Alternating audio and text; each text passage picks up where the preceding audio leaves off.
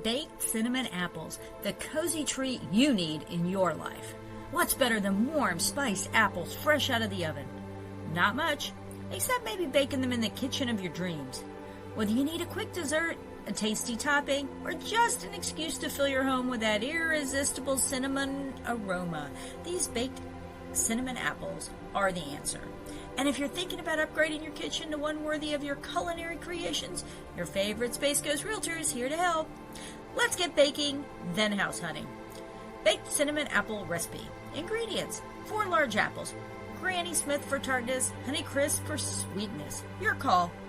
2 tablespoons butter, melted, a 1/4 cup brown sugar, 1 teaspoon cinnamon, a 1/4 teaspoon nutmeg, optional but delicious, 1/2 teaspoon of vanilla extract, a 1/4 cup chopped pecans or walnuts, optional for crunch, a 1/4 cup raisins or dried cranberries, if you're feeling fancy, 1/4 cup apple cider or water, and instructions. Preheat your oven to 375 degrees.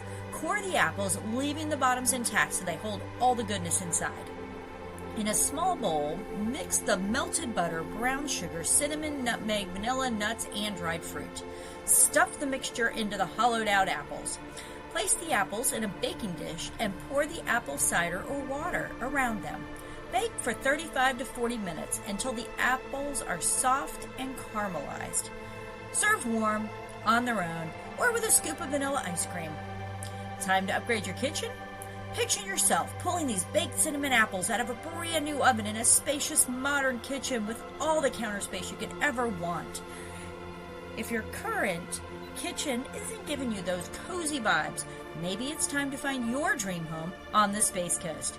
Start your home search now at this link, and let's find you the perfect place to whip up all of your favorite treats.